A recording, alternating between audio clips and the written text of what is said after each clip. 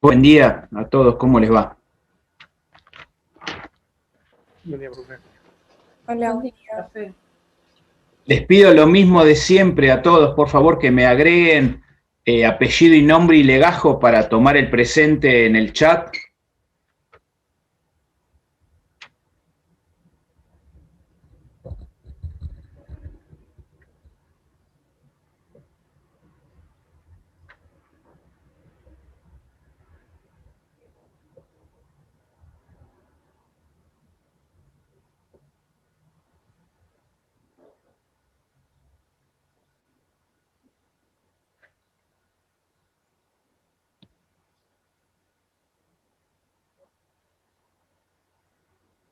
Yo les voy a agregar también en el chat la bibliografía de todo lo que vamos a ver hoy y que esencialmente es todo lo que resta, lo más importante de todo lo que resta que necesitan ver para el examen final de la materia.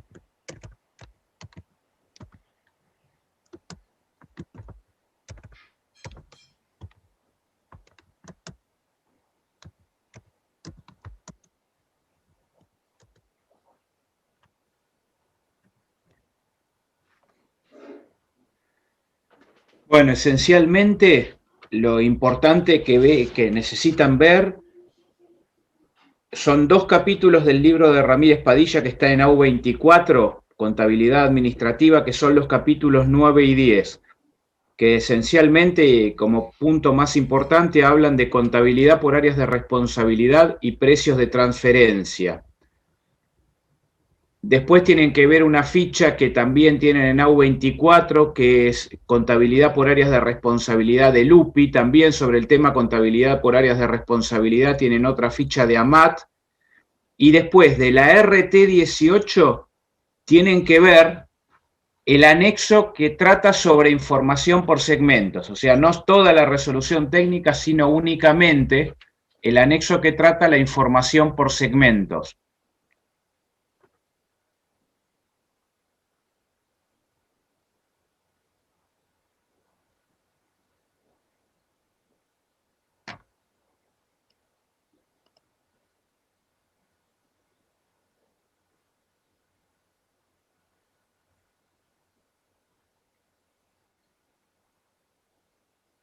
Les voy a compartir pantalla.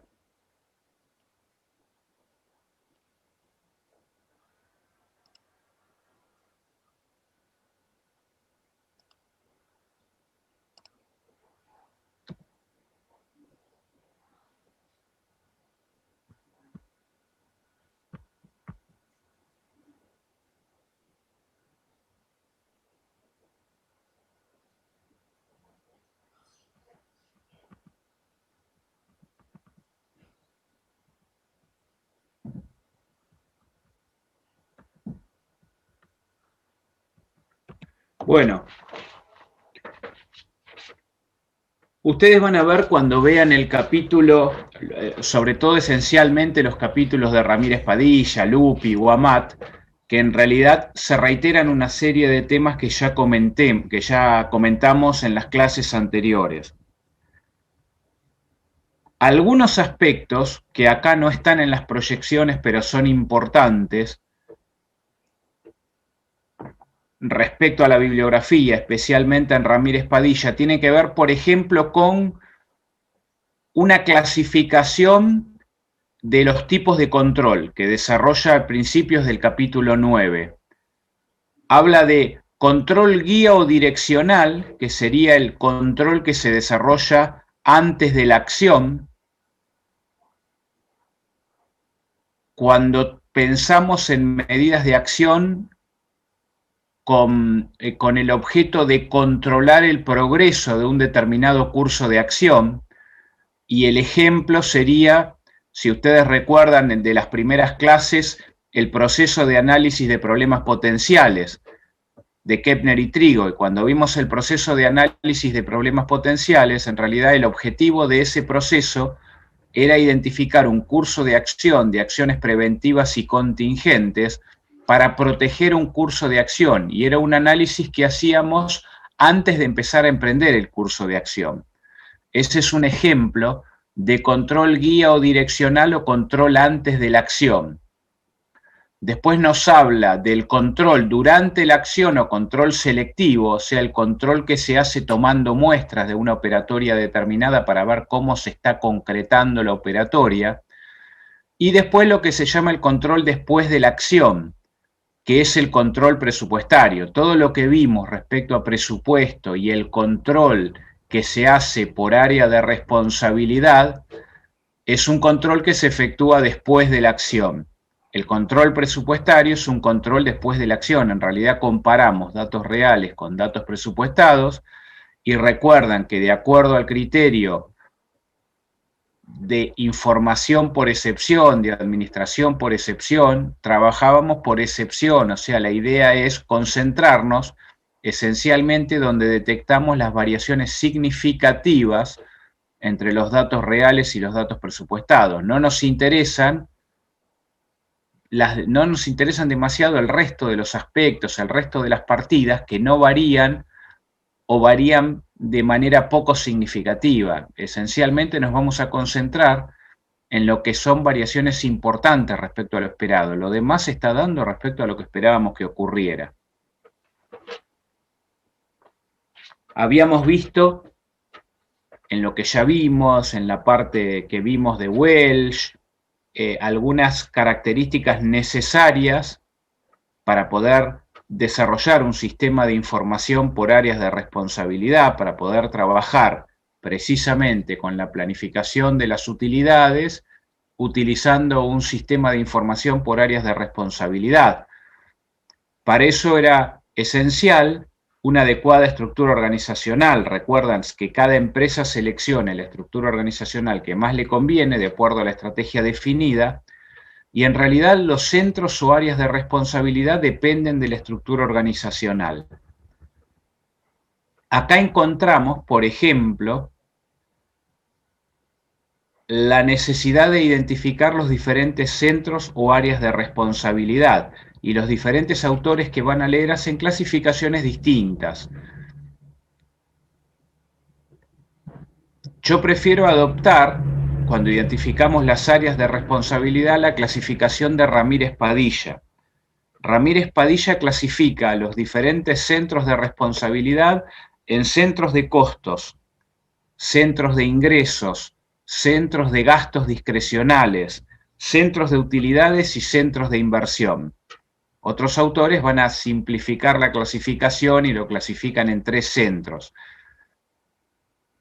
¿Qué sería cada uno de esos centros de responsabilidad en la concepción de Ramírez Padilla?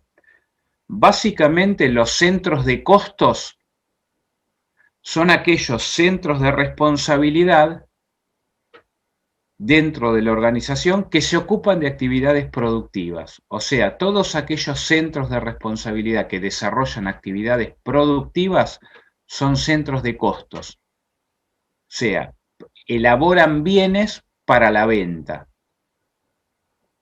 Primero se van a activar en el rubro bienes de cambio y van a pasar a la venta cuando van a pasar al costo cuando los bienes se venden. Los centros de costos, esencialmente, o la actuación de los centros de costos se van a evaluar a partir de un sistema de información por áreas de responsabilidad que nos va a permitir imputar todas las partidas correspondientes a cada centro de costo en forma diferencial, comparando los datos reales con los datos presupuestados. Pero en el caso de los centros de costos, ustedes van a trabajar con lo que se llama costos estándar, que son costos de eficiencia. Ustedes van a ver cuando vean contabilidad de costos, que cuando trabajen precisamente con contabilidad de costos, ustedes van a registrar con costos que se llaman de eficiencia. No van a hacer los registros de la operatoria con costos reales, sino que van a trabajar con costos que se supone son de trabajo eficiente. Si la realidad no coincide con estos costos de eficiencia con los que registran, en realidad va a haber una diferencia por ineficiencias, o que algún, por ejemplo, gasto adicional debido a una ineficiencia, o en todo caso algún ingreso adicional por una eficiencia muy grande. Pero en realidad la idea es trabajar con costos de eficiencia. Entonces siempre voy a comparar, siempre voy a tomar en cuenta en los centros de costos a los costos, lo que se llama costos estándar. Y otra de las características importantes en la evaluación de todos los centros de responsabilidad es que tengo que clasificar para todos los centros de responsabilidad los costos y gastos en sus componentes fijos y variables respecto al volumen de producción. O sea, en cada centro de responsabilidad tengo que definir si los costos son fijos, o sea, se van a mantener igual, cualquiera sea el número de unidades compradas, producidas o vendidas según el caso, porque para cada centro el volumen que esté analizando puede ser diferente. ¿Y cuáles son variables? ¿Cuáles, por ejemplo, partidas en un centro de costos van a depender de la cantidad de unidades compradas, o en un centro de producción de la cantidad de unidades producidas, o en un centro de ingresos de la cantidad de ventas efectuadas, del volumen o el monto de las ventas efectuadas? Esto es, ustedes saben, lo que vimos como una de las ideas básicas de la contabilidad de eficiencia según Bayer, la clase pasada, que era el tema de contribución marginal y costos incrementales, la necesidad de trabajar con lo que se llama presupuestos flexibles o variables, donde podamos clasificar a todos los costos y gastos de cada centro de responsabilidad entre fijos y variables, para después comparar valores comparables. La idea es que cuando compare un presupuesto estimado de producción y venta de 100.000 unidades y lo coteje con una producción y venta que fue en definitiva después de 80, compare valores comparables. Los costos fijos van a ser los mismos, pero lo que es variable tengo que adaptarlo a producción y venta de 80, no mantener los que había previsto para 100. Lo mismo si hubieran sido 120. Pero entonces, los centros de costos los voy a medir en forma flexible o variable, clasificando todos los costos de la operación entre fijos y variables, separando en los semivariables el componente fijo y variable, y voy a comparar los costos estándar con los costos reales. Después, además de los centros de costos, Ramírez Padilla nos habla de otro tipo de centro de responsabilidad, que son los centros de ingresos. Básicamente, los centros de ingresos son esos centros de responsabilidad que esencialmente generan ingresos. Para ser más gráficos, las sucursales de ventas.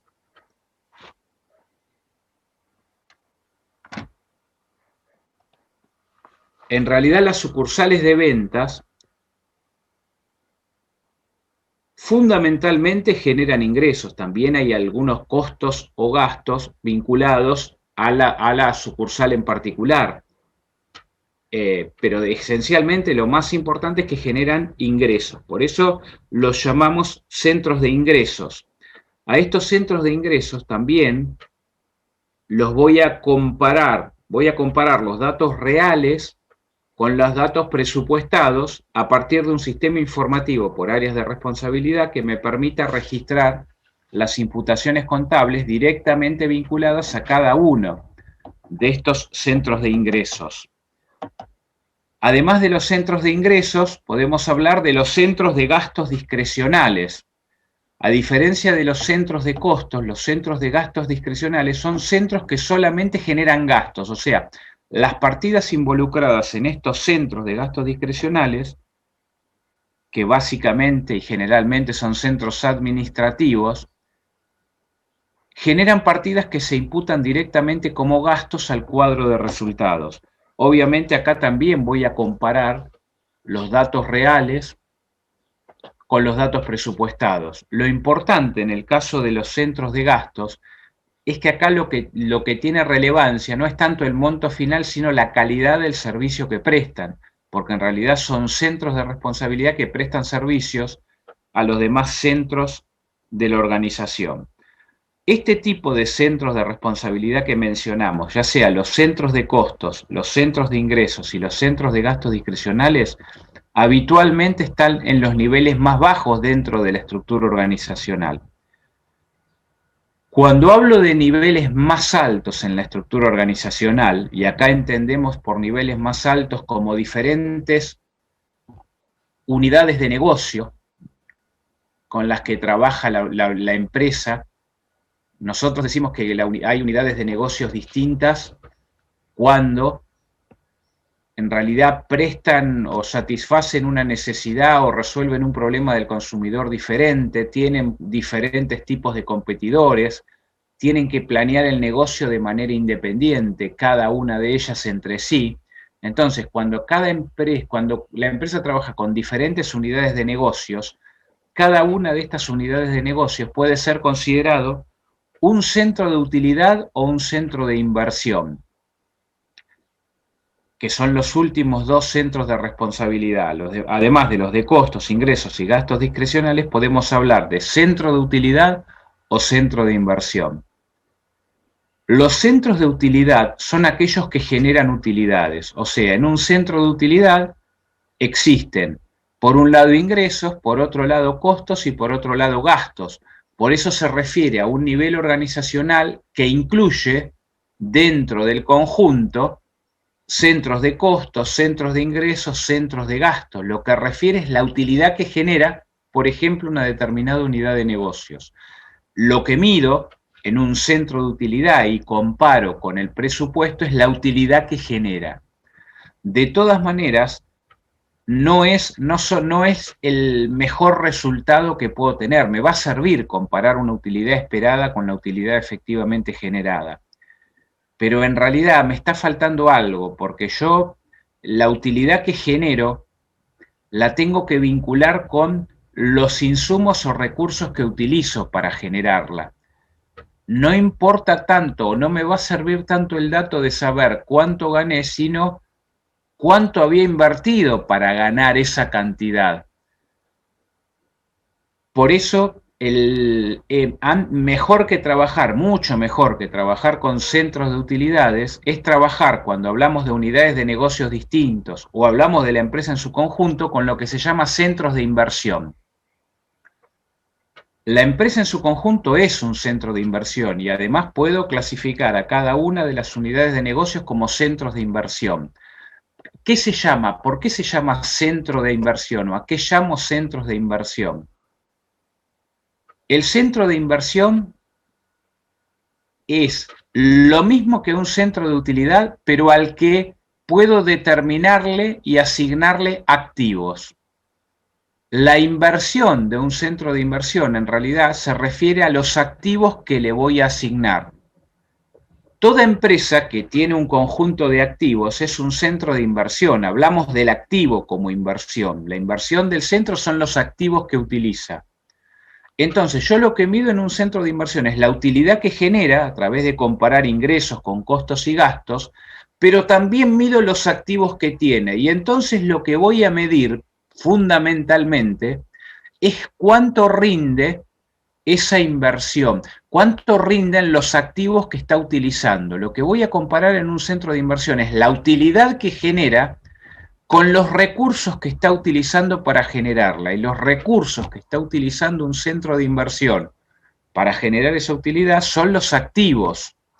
Entonces, voy a evaluar un centro de inversión con dos herramientas con las que no puedo evaluar ningún otro centro, que son propias para la evaluación de la actuación de centros de inversión, que no me sirven para poder medir y evaluar la actuación de ningún otro centro de responsabilidad, que son, por un lado, la tasa de rendimiento sobre la inversión y, por otro lado, lo que se llama la utilidad residual.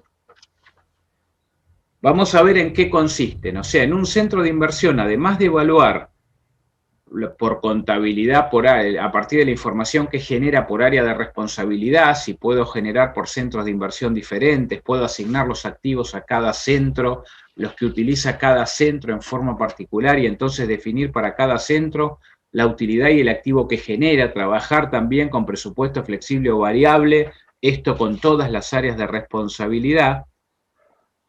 Además de eso, en un centro de inversión voy a tener dos medidas de actuación que me sirven para evaluar la actuación de un centro de inversión, al responsable de un centro de inversión, que puede ser la empresa en su conjunto, porque siempre la empresa en su conjunto es un centro de inversión. Y esas medidas que me sirven para evaluar la actuación exclusiva de un centro de inversión, que no me sirven para evaluar la actuación de ningún otro centro, son la tasa de rendimiento sobre la inversión y la utilidad residual. La tasa de rendimiento sobre la inversión, en realidad, lo que compara, lo que trata de medir es la rentabilidad de la inversión de ese centro de inversión, que es el activo. Y es la fórmula que utilizo, o el indicador que utilizo para la medida de este rendimiento sobre la inversión es utilidad operativa sobre activo promedio. O sea, la utilidad que genera el centro dividido el activo promedio que el centro utiliza para generarla. Lo que estoy midiendo y comparando es cuánto me rinde ese centro comparado con los recursos que está utilizando, con los activos que ese centro tiene asignados. En un periodo de tiempo determinado, comparo la utilidad operativa generada por el centro con el activo que el centro está utilizando. Esta medida, utilidad operativa sobre activo, como la utilidad es un concepto de flujo, se refiere a un periodo y el activo es en un momento dado, normalmente tomo el activo promedio, o sea, lo que corresponde es tomar el activo promedio, o sea, el activo de inicio más el de cierre dividido 2. Este indicador lo puedo separar a su vez en dos. Esta tasa de rendimiento sobre la inversión la puedo separar en lo que tiene que ver con el indicador del margen sobre ventas, que sería utilidad operativa sobre ventas, que me permite determinar de cada peso vendido cuánto se transforma en utilidad. Ese sería el margen sobre ventas. Y esa utilidad operativa sobre ventas las multiplico por el cociente entre las ventas y el activo promedio. O sea, un indicador que me compara ventas dividido activo promedio, que en realidad es un indicador de rotación. Lo que me muestra es cuántas veces en el periodo se venden los activos que la empresa está utilizando. El margen de utilidad, operativa sobre ventas por ventas sobre activo promedio, me da justamente la tasa de rendimiento sobre la inversión. Utilidad operativa sobre activo promedio.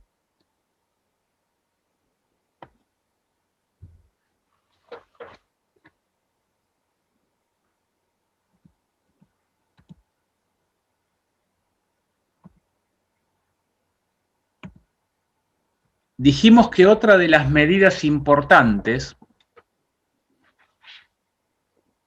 además de la tasa de rendimiento sobre la inversión, o alternativa a la tasa de rendimiento sobre la inversión, diría yo, es lo que se llama la utilidad residual. Esto lo explica bien Ramírez Padilla. y es un concepto importante para lo que van a empezar a ver de aquí en adelante en las demás materias. ¿Qué significa la utilidad residual? Y piensen que esto no tiene nada que ver con los bienes de uso y el valor residual de los bienes de uso, absolutamente nada que ver con eso. Yo mido la utilidad residual generada por cada centro de inversión. Es un indicador que única y exclusivamente puedo utilizarlo para evaluar la actuación de centros de inversión. ¿Y qué es la utilidad residual? Se supone que a la utilidad que genera cada centro de inversión, yo le puedo restar un interés, es lo que me va a decir el texto, no es lo que me va a decir el autor. Un interés que va a depender de una tasa que yo aplico sobre los activos que ese centro de inversión utiliza. Esa tasa que aplico sobre los activos del centro de inversión es la tasa de rendimiento mínimo esperado de esos activos. Y representa lo que se llama, y lo que van a ver de aquí en adelante en las demás materias, la tasa de costo de capital. La tasa de costo de capital, aunque no lo menciona de esta manera Ramírez Padilla, es la tasa de costo promedio ponderado del financiamiento de la empresa. Es un concepto que van a ver muy reiteradamente en materias como finanzas, Conta 9 y varias más, y además es la tasa que se suele usar cuando ven otro tema distinto a esto, que es evaluación de proyectos de inversión, que no tiene que ver con centros de inversión. La evaluación de proyectos es para proyectos específicos. Cuando hablamos de centros de inversión, nos hablamos de un área de responsabilidad de la empresa, y la inversión que mencionamos en un centro de inversión son los activos que tiene asignados. Pero, ¿qué es esto de la utilidad residual? Dijimos que a la utilidad que generó el centro le resto un interés que aplico sobre los activos que el centro utiliza, y que lo que me dice es el rendimiento mínimo que ese centro tiene que generar. El rendimiento mínimo es la tasa de costo promedio ponderado del financiamiento de la empresa, se supone, en teoría. O sea, es lo mínimo que espero que me rinda, lo que la empresa me está rindiendo hoy, lo que están rindiendo hoy, las oportunidades que la empresa está aprovechando, y lo mínimo que debiera exigir para cualquier oportunidad adicional o estrategia adicional que la empresa desarrolle. Yo tengo que lograr como mínimo una tasa de rendimiento de tanto, que es la que gana la empresa hoy. Cualquier alternativa u oportunidad que me genere un rendimiento superior a esa, a mí me va a convenir. Una de las maneras de evaluar la actuación de un centro de inversión, en lugar de usar la tasa de rendimiento sobre la inversión, es a través de la utilidad residual. Para que sea más claro el ejemplo, vamos a ver un par de ejemplos. Y acá tenemos un ejemplito, y estos dos es importante que los vean y los podamos desarrollar para que se entienda bien el tema. Y vean que es muy sencillo, porque además la utilidad residual como medida de actuación de un centro de inversión es todavía mejor que la tasa de rendimiento sobre la inversión, aunque las dos no sean de utilidad. Esto es importante, es importante verlo para entender mejor el tema. Un centro de inversión tiene activos por 200.000. Supongamos que el activo promedio del centro de inversión es de 200.000 pesos y generó una utilidad operativa de 60.000. Esa es la utilidad operativa del centro. Las preguntas son: ¿cuál es la tasa de rendimiento sobre la inversión del centro? B. Si el interés requerido a la inversión es del 14%, ¿cuál es la utilidad residual? C. ¿Qué efectos del comportamiento administrativo pueden esperarse si se utiliza el retorno sobre la inversión o la utilidad residual para medir la actividad del centro? Vamos a la pregunta A. ¿Cuál es la tasa de rendimiento sobre la inversión del centro? Nosotros dijimos que la tasa de rendimiento sobre la inversión es un indicador que obtenemos a partir del cociente entre la utilidad operativa y el activo promedio. Acá tenemos que la utilidad operativa es 60.000 y el activo promedio es 200.000. Si hacemos el cociente entre 60.000, que es la utilidad operativa, y 200.000 el activo promedio, me va a dar la tasa de rendimiento sobre la inversión. Y vemos que la tasa de rendimiento sobre la inversión del centro es del 30%. 60.000 dividido 200.000. Esto me dice que el responsable de este centro de inversión lo está haciendo rendir, me está haciendo rendir los activos que le estoy asignando, que son los recursos que tiene asignados, un 30% en un periodo determinado, supongamos en el año. Me está haciendo rendir los 200.000 que le asigné un 30%. 30% es la tasa de rendimiento sobre la inversión del centro. Esa es una manera de evaluar la actuación de un centro de inversión. La otra es la utilidad residual. Vamos a ver cómo se calcula la utilidad residual a través del punto B. B. Si el interés requerido a la inversión es del 14%, ¿cuál es la utilidad residual? Acá me dice el interés requerido a la inversión es del 14%. Lo que me está diciendo esto es que el rendimiento mínimo requerido para la inversión es del 14%.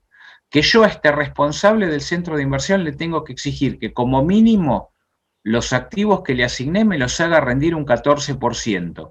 Esta tasa del 14% sería la tasa de costo de capital de la empresa, o sea, lo que está rindiendo hoy la empresa o el costo promedio ponderado del financiamiento de la empresa, el costo promedio entre los pasivos y el patrimonio neto, lo que le cuesta a la empresa financiarse hoy.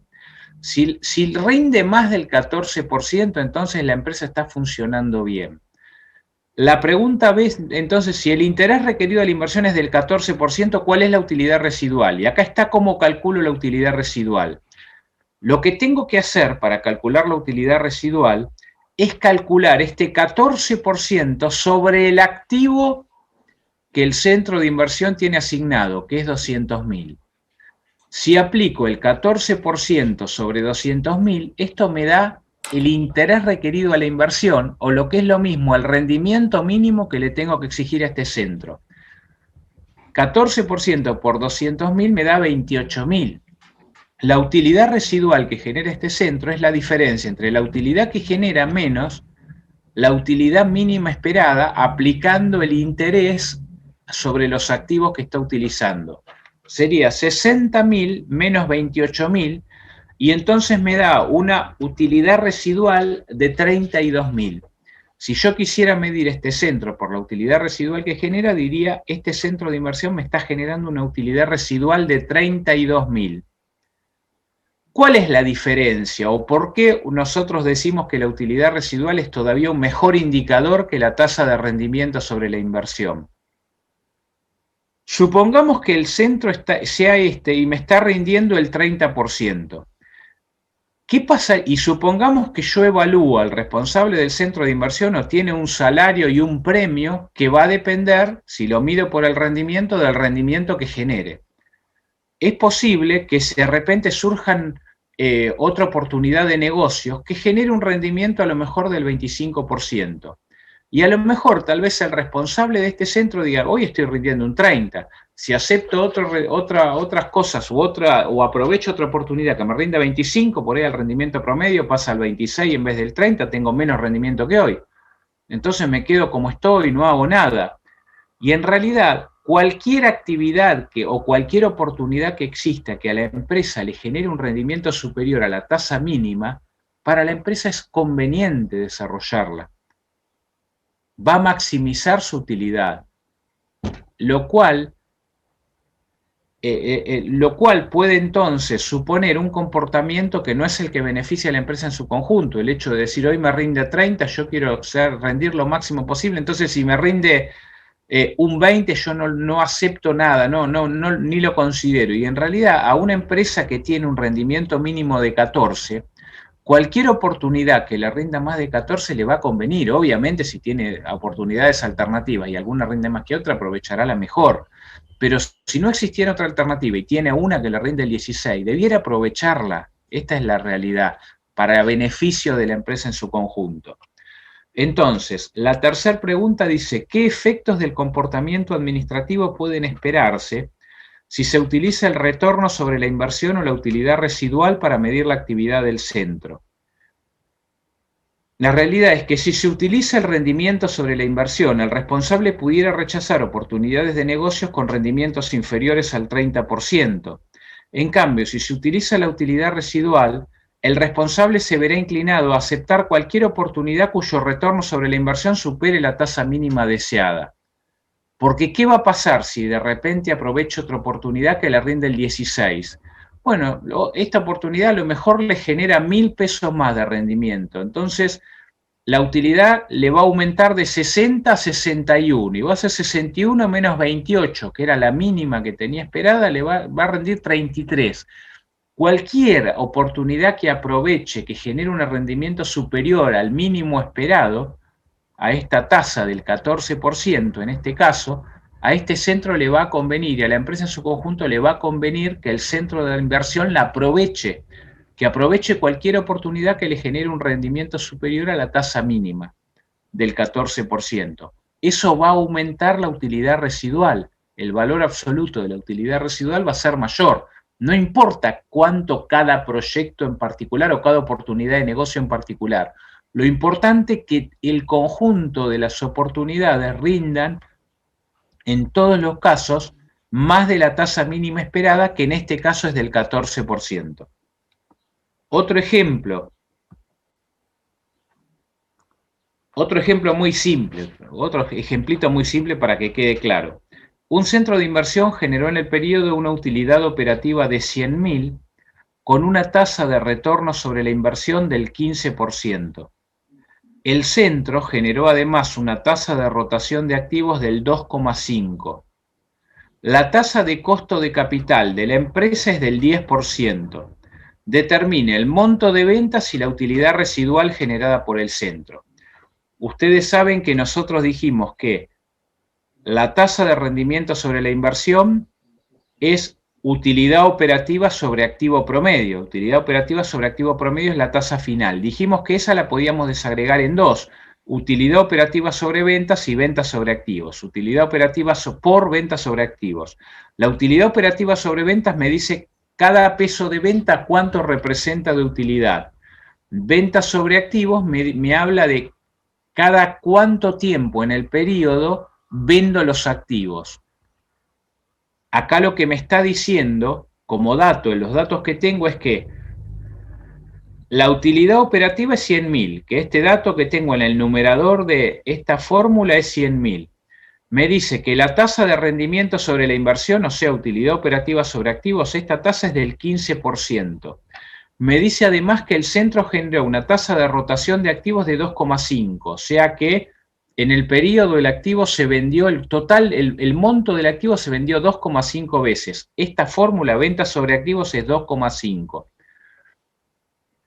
Me dice además que la tasa de costo de capital de la empresa es del 10%. Esto me dice que el rendimiento mínimo esperado por la empresa, o sea que le tengo que exigir al responsable del centro para que haga rendir a los activos, es del 10%.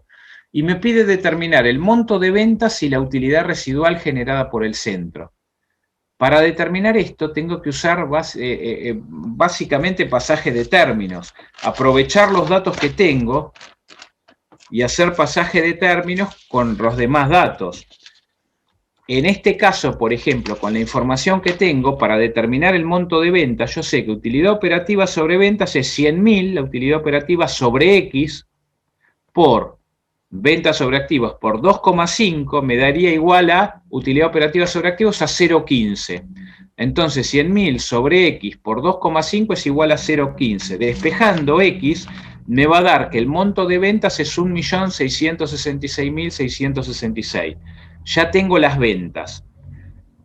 El primer dato que me pedía era el monto de ventas. Ya tengo el monto de ventas. Ahora me pide determinar la utilidad residual. Bueno, ¿cuál va a ser la utilidad residual? Para determinar la utilidad residual tengo que aplicar la tasa de corte, este interés, que la tasa de costo de capital, que es el 10% sobre el activo. Entonces tengo que determinar cuál es el activo, cuánto es el activo. Bueno, yo sé que la rotación, venta sobre activos, es 2,5. Yo sé que la venta es 1.666.000. O sea que yo sé que 1.666.000 sobre X me da 2,5. Entonces, despejando X me da que el activo es 666.666. La utilidad residual, para calcular la utilidad residual, tengo que aplicar el 10% sobre 666, que me da 66.666. La utilidad residual sería la diferencia entre la utilidad que genera el centro, 100.000, menos estos 66.666, que es la tasa del 10% sobre el activo. Y esto me da una utilidad residual de 33.333,33. Esto no es otra cosa que un pasaje de términos, pero para que queden claros los conceptos, esencialmente. Por eso es importante que esto lo registren y que estos conceptos queden claros. ¿Alguna duda respecto a esto?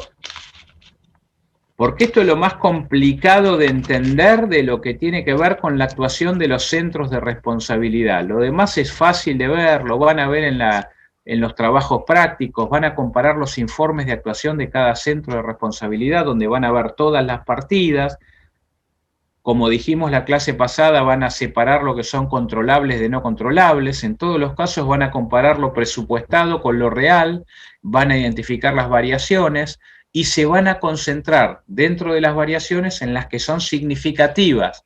Van a trabajar por excepción. Todo eso es lo que vimos la clase pasada. ¿Se entendió todo esto?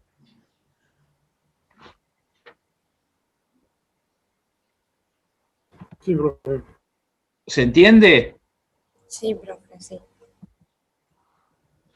Bueno, lo demás, dijimos entonces, importante la identificación de todos los centros de responsabilidad y cómo evalúo la actuación de cada uno. La claridad organizativa de manera tal de que pueda medir la actuación de cada centro de responsabilidad con un plan de cuentas adecuado, como vimos la clase pasada. Reglas para medir la transferencia de valores entre segmentos. Estructura de compensaciones o premios acorde al valor agregado. ¿A qué se refiere esto? Bueno, vamos a ver un concepto que se llama precios de transferencia. Ustedes ya lo van a ver de manera más clara cuando trabajen, cuando hagan en la parte práctica, hagan un trabajo práctico específico sobre precios de transferencia. ¿A qué se llama precios de transferencia? Es el precio al que se transfiere un bien o un servicio de un área de responsabilidad a otra dentro de una misma empresa. Cuando yo hago transferencias de un bien o un servicio de un área de responsabilidad a otra área de responsabilidad en una misma empresa, en principio no hablo de precios, son costos.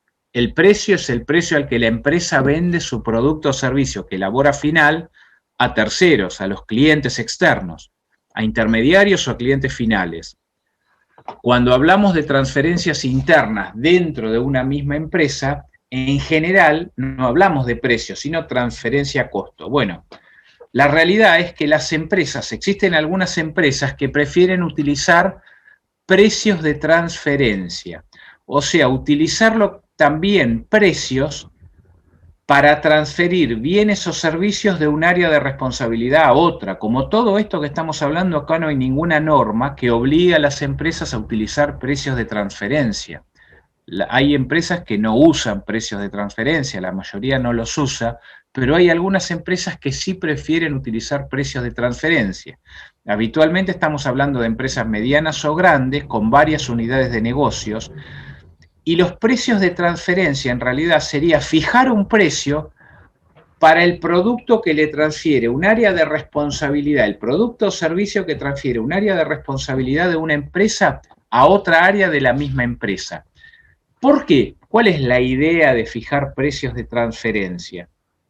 Se supone que si cada área tiene un precio, eso va a ser más motivante para cada área, porque cada área lucharía por su propia utilidad. Y entonces, para medir la actuación del área, cada área se preocuparía por mejorar su rendimiento y actuar más eficientemente. Se supone que si yo asigno precios a la operación de cada área se va a preocupar por rendir más todavía y puedo lograr que cada área trabaje en forma independiente como si fuera una empresa independiente, más allá de ser un área de responsabilidad dentro de la misma empresa, que se esfuerza por maximizar su rendimiento y entonces busque trabajar más eficientemente.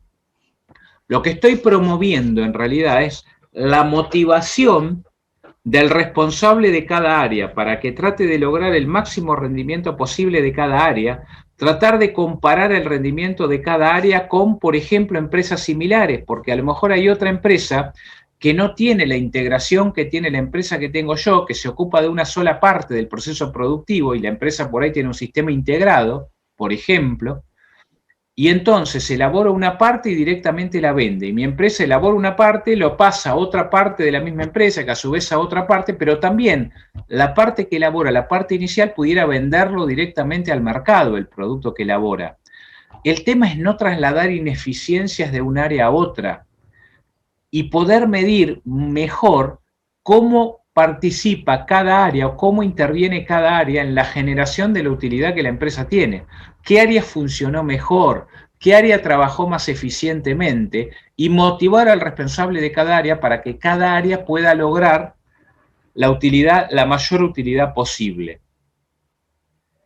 Esa es la idea de fijar precios para la transferencia de bienes o servicios de un área de responsabilidad a otra. La realidad es que esto es instar a que cada área trabaje como si fuera una empresa independiente, trate de maximizar su rendimiento, aunque va a haber situaciones donde hay que anteponer el bien de la empresa en su conjunto, los beneficios de la empresa en su conjunto, por sobre los beneficios de cada área. Lo que quiero decirles es, si un área de responsabilidad elabora un insumo, supongamos que es una empresa, ustedes van a ver un ejemplo de una empresa que elabora aviones así, o digamos aviones planeadores, así para aviones tipo planeadores, aviones para entrenamiento deportivo tipo planeadores chiquititos. Y puede elaborar la empresa tal vez una parte de esos aviones, nada más, y además puede la misma otra empresa puede elaborar la parte, pero además el avión completo. Quienes elaboran, las empresas que elaboran solamente una parte, le pueden vender a otras empresas que elaboran el avión completo esa parte o a otros que necesiten esa parte. Las empresas que elaboran el avión completo tienen un área que se va a encargarse de elaborar esa parte y se la puede vender al resto, a la otra parte productiva de la empresa que utiliza esa área, que utiliza ese insumo como una materia prima más para elaborar los aviones, por ejemplo. Uno de los criterios que puede usarse como precio de transferencia es el precio de mercado.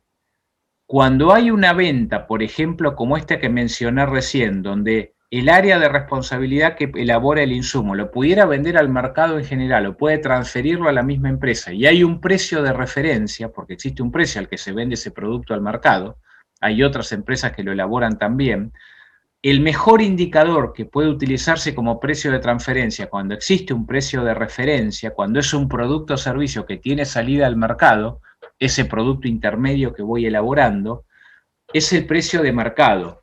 Como es una transferencia interna, yo hay algunos costos que pudiera evitar, por ejemplo, todo lo que tiene que ver con los costos de distribución o los costos de comunicación, tal vez no necesite invertirlos, eso los pueda deducir, o las comisiones que pueda pagarle a vendedores, bueno, todos esos costos, tal vez pueda eliminarlos por ser una transferencia interna a otra área de la empresa, y entonces puede ser el precio de venta menos algunos gastos en los que no necesito incurrir por ser transferencia interna. Pero básicamente, el precio más conveniente cuando existe un mercado de referencia, existe un precio de mercado de referencia de utilizar para medir en realidad cuánto está generando cada área de beneficio y qué tan eficiente se está comportando cada área, qué tan bien está trabajando cada área, sería el precio de mercado. Hay una excepción. Cuando el área vendedora, o sea, este área inicial, tiene capacidad ociosa, tal vez pueda transferir internamente y convenga que transfiera internamente a un precio inferior al de mercado, porque con tal de que compense los costos variables y parte de los fijos o todos los fijos, ya le va a convenir hacer la transferencia, porque si no, lo que le queda es capacidad ociosa, o sea, costos fijos sin cubrir. Con lo cual, hay ocasiones en las cuales conviene que el área vendedora, si vende internamente, pudiera hacer la transferencia incluso a un precio menor al de mercado cuando tiene capacidad ociosa, y eso va a beneficiar a la empresa en su conjunto, y también al área vendedora, porque tampoco va a haber un problema de clientes que digan a mí me vendés a un precio determinado y a otro le vendés a otro precio. En realidad es una transferencia interna. Otro de los criterios que pueden utilizarse para la transferencia interna, bueno, se puede transferir a costo. Cuando se transfiere a costo, en realidad no hay precios de transferencia. Lo importante es hacerlo a costo de eficiencia, a costo estándar, no a costo real, para no trasladar ineficiencias de un área a otro. Pero otro de los criterios de precio a transferir puede ser el costo más un margen, o sea, que el área le agrega un margen al costo. Esto suele utilizarse cuando no existe un precio de referencia. Supongamos que es una empresa que tiene procesos productivos, 3 procesos distintos, pero ninguno tiene una venta al mercado referencial, porque son procesos para elaborar un producto que recién en su versión final tienen salida al mercado. Entonces digo, ¿cuánto es el precio que corresponde a cada área? Y bueno, se puede fijar un margen. Siempre va a haber alguna arbitrariedad, ¿por qué tal o cual margen? Pero que el área que compra le paga al área que vende un plus determinado que está dado por un margen determinado. Otro de los criterios que puede utilizarse como precio de transferencia es lo que se llama el precio negociado. O sea, negociar un precio entre un área y otra.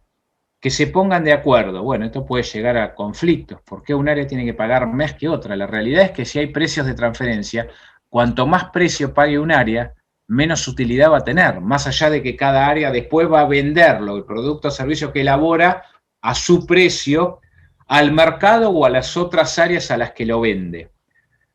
Hay que tener en cuenta también que cuando hay transferencias internas, todos estos valores que paga un área a otra no son valores que son ingresos adicionales para la empresa en su conjunto. A la larga son valores ficticios en realidad, que van a mejorar el rendimiento de un área, pero en realidad para la empresa en su conjunto no van a cambiar. Lo que va a ser ingreso para un área es como egreso para la otra área. El único ingreso genuino para la empresa en su conjunto es el que proviene de ventas a clientes externos o a intermediarios. Y el único egreso genuino para la empresa en su conjunto es lo que le paga a proveedores por compras o gastos, esencialmente. No hay ingresos adicionales. Esto es solamente para medir mejor el funcionamiento de cada área, para motivar a que cada área funcione mejor y para evaluar bien cuánto contribuye cada área al rendimiento que está generando la empresa en su conjunto. Acá tenemos diferentes precios de transferencia posibles. Los más utilizados son el que le dije, el precio de mercado. El precio de mercado en realidad es el más conveniente cuando existe un mercado de referencia para el producto que se está vendiendo y en tanto y en cuanto el área vendedora no tenga capacidad ociosa. Cuando se transfiere a costo conviene transferir a costo estándar. A veces es un costo más un margen, a veces es costo variable más un margen, a veces un precio negociado. Bueno, y hay algunos más, pero los demás no son tan relevantes. Yo les diría que básicamente precio de mercado, el costo más un margen, que siempre conviene de hablar de costo estándar, y el precio negociado son los más comunes, los que se utilizan con mayor frecuencia. No son muchas las empresas que utilizan precios de transferencia. La idea es que cuando una empresa usa precio de transferencia, puede comparar cuánto está rindiendo el área con otras empresas que se dedican a eso. O sea, me permite también una comparación con otras entidades que se dedican a lo mismo. Este es un tema interesante para evaluar si conviene o no para la empresa sobre la que estamos trabajando, trabajar con precios de transferencia, o si podemos medir de otra manera cómo el funcionamiento y la eficiencia de cada área en particular, pero es un elemento importante. El otro tema importante que nos queda por ver tiene que ver con este tema de la información por segmentos o por áreas de responsabilidad. Esto de la contabilidad por áreas de responsabilidad o sistema de información por responsables o por áreas de responsabilidad es lo mismo que hablar de sistema de información por segmentos.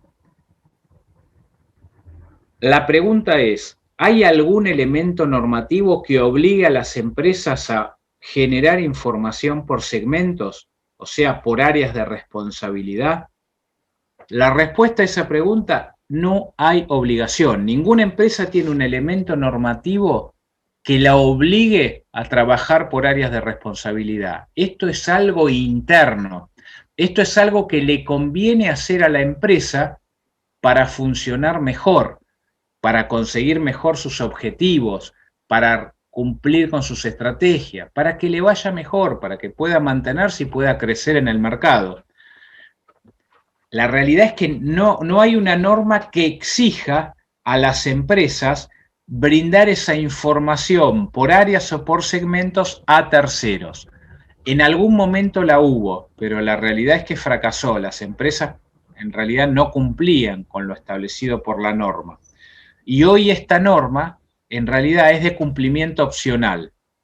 Lo que sí prevé esta norma es que si las empresas deciden, porque quieren informar mejor a sus posibles inversores, quieren brindar una mejor información, a opción de la empresa, ofrecer información por segmentos, deben ajustarse a lo que establece esta norma. Esta norma es la resolución técnica 18. En realidad, en el anexo de información por segmentos. Lo que ustedes van a tener que ver es el anexo de información por segmentos del RT18. ¿Y qué me dice la RT18? Básicamente me dice que los segmentos, que una empresa puede clasificar los segmentos sobre los que va a brindar información o áreas sobre los que va a brindar información como segmentos de negocios o segmentos geográficos. De todas maneras es muy amplia. Me dice, ¿qué es un segmento de negocio? Y bueno, si vende productos distintos o servicios distintos o actividades distintas, pueden ser segmentos distintos, o si los procesos productivos son distintos, puedo ponerlos como segmentos distintos, o si vende a clientes distintos, los puedo poner como segmentos distintos, o si los procesos de distribución son distintos, bueno, los puedo poner como segmentos distintos, o si tienen normas reguladoras distintas, las actividades que desarrolla, los puedo poner como segmentos distintos, o sea, es bien amplio. Y segmentos geográficos me dice, bueno, puedo clasificarlos geográficamente según dónde la empresa vende, o sea, dónde estén los clientes de la empresa, o según la localización de los activos de la empresa, dónde tenga sucursales, por ejemplo. Y entonces digo, la empresa vende en tal, o vende para tal persona, vende en Argentina, en el resto de América, y en Europa, en África, y en el mundo en general. ¿De qué dependen los segmentos geográficos? Y los segmentos geográficos pueden ser países o pueden ser regiones. Bueno, en tal región o tal región, cualquiera. ¿De qué dependen los diferentes segmentos geográficos? De la similitud de condiciones económicas o políticas, de las relaciones entre áreas geográficas, la proximidad de actividades, los riesgos asociados a operaciones en cada área, los riesgos de cambio, las regulaciones sobre control de cambios. O sea, es muy amplia. Y me dice, bueno, cada empresa que elija, como de hecho hace cada empresa, define sus áreas o sus segmentos de acuerdo a lo que más le conviene y lo que se supone que le da la mejor información posible para trabajar. La intención de la norma en realidad era que las empresas trabajan con esta información.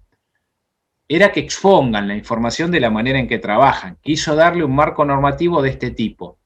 Además de esta clasificación entre segmento de negocio y segmento geográfico, la norma hace otra clasificación entre segmentos primarios y segmentos secundarios.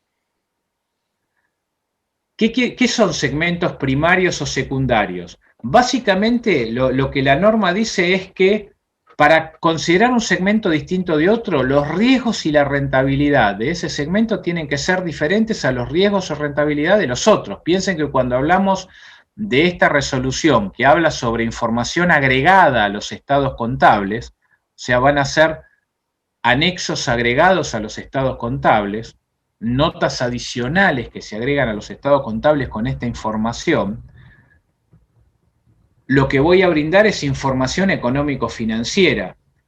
Y lo que me va a importar para definir si son segmentos distintos es la rentabilidad y el riesgo que genere cada uno. Si los segmentos generan rentabilidad y riesgo distintos, los tengo que considerar segmentos distintos.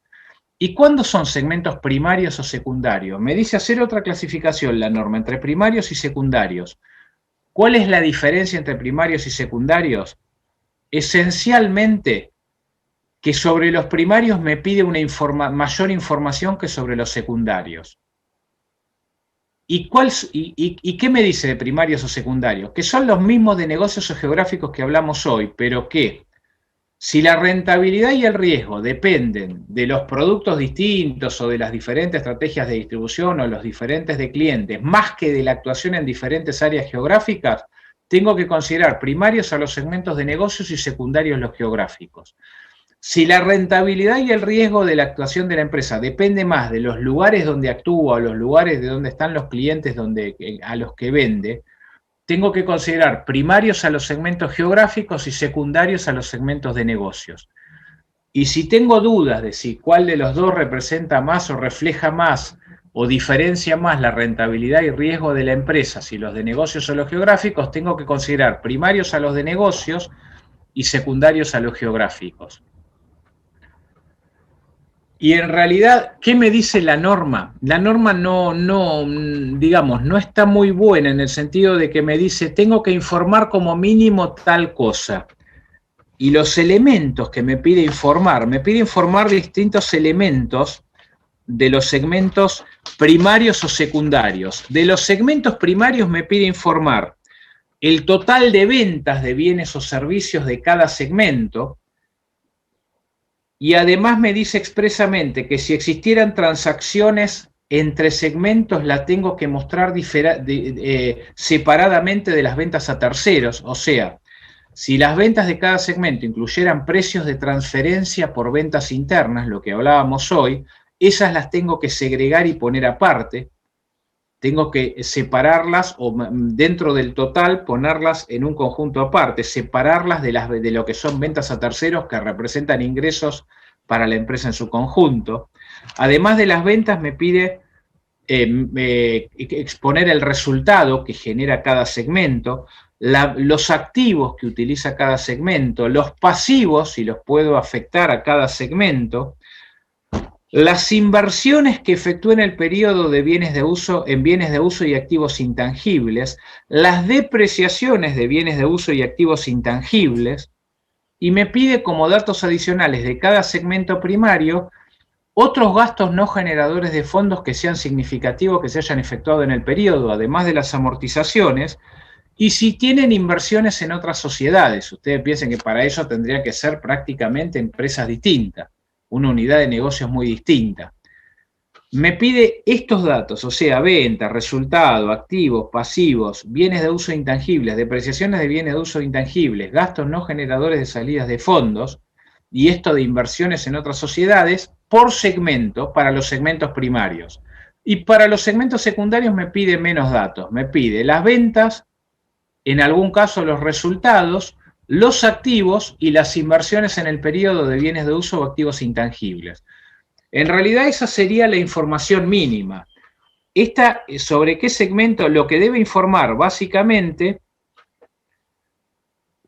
es esto respecto a segmentos primarios o secundarios. Y me dice que tengo que considerar segmentos distintos cuando los ingresos por venta no son inferiores al 10% del total, cuando la ganancia o pérdida del segmento no es inferior al 10% del mayor valor absoluto en la sumatoria de segmentos con ganancia y segmentos de pérdidas entre todos, y cuando los activos de cada uno no sean menores al 10% de la sumatoria de todos los activos.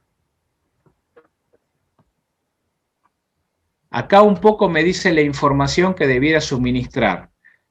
Esto es para los segmentos primarios y secundarios, las ventas, los resultados y los activos asignados. Para los segmentos primarios dijimos que me pide otros datos, los activos, los pasivos, las adiciones de bienes de uso intangibles, las depreciaciones de bienes de uso intangibles, los gastos no generadores de salidas de fondos. Me pide eliminar los efectos de las operaciones entre segmentos, o sea, en precios de transferencia. No es mucho más lo que agrega esta resolución. Como tiene eso, es como que pide información mínima, y en realidad cuando se aplicó y cuando fue obligatoria solamente para las empresas que cotizan en bolsa o que pedían autorización para cotizar en bolsa, y se limitaban a dar una información mínima, tal segmento que lo definían de una manera muy amplia, por ejemplo, ventas en Argentina, ventas en el resto del mundo. Y ponían tanto ventas, tanto utilidad, tanto activo, o sea, se limitaban a brindar la información mínima exigida, y en realidad la intención de la norma era que informen todo lo que puedan para cada segmento de la manera en que tienen generada la propia información las empresas. No tuvo demasiado éxito porque en realidad a la empresa tal vez no le interesaba exponer a terceros toda esa información, por lo menos a las empresas que cotizan en bolsa.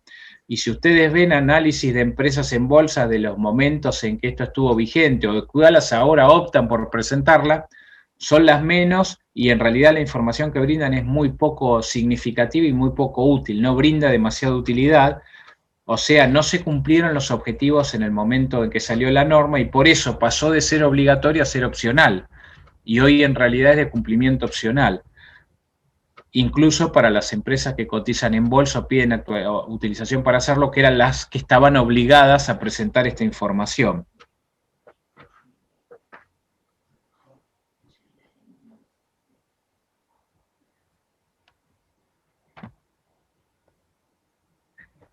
¿Está más o menos claro todo esto que comentamos hoy? Yo les diría que es importante que vean la bibliografía, porque vamos a ver algunas dudas, vamos a tratar de sacarnos todas las dudas y ver cualquier... con lo que vimos hoy, con este tema, con la bibliografía que les pasé hoy, ya tenemos todo lo que es importante para la materia, lo que es clave y lo que tienen que ver para el examen final. O sea, ya dimos todos los temas claves de la materia y ya les pasé toda la bibliografía mínima, obligatoria, indispensable para rendir el examen final. Ustedes ya tienen todo con esto. Lo que quedan son las dudas. La clase que nos va a quedar es una clase de repaso. Nuestra próxima clase va a ser el lunes 30 de noviembre, porque la próxima es semana de finales y después tenemos un feriado. El 30 tenemos la última clase. La última clase es de repaso. Yo les voy a pedir que para el 30 ustedes traigan todas las dudas que puedan tener. Vamos a hacer un pequeño repaso de estos temas nuevos que desarrollamos hoy, sobre todo lo que tiene que ver con la información por segmentos, algunos aspectos sobre contabilidad por áreas y todo lo que tiene que ver con precios de transferencia. Y además un repaso general de todo, pero además les pido a ustedes que busquen todas las dudas que puedan haberles quedado sobre todos los temas que vimos, para prepararnos ya para rendir el examen final. ¿Quedó alguna duda sobre estos temas ahora que podamos evacuar ahora o que ustedes prefieran ver ahora?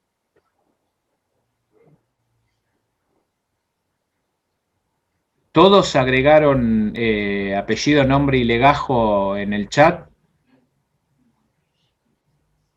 Bueno, lo que les pido es que para la próxima clase traigan todo esto leído, o sea, toda esta bibliografía lo traigan leído para aprovechar mejor y poder sacarnos todas las dudas previas al examen final. Bárbaro, profe, muchas gracias. No, gracias a ustedes. Nos vemos entonces el próximo lunes. Gracias, profe. Hasta luego. Chao, profe, nos vemos. Hasta luego, nos vemos. Hasta el lunes.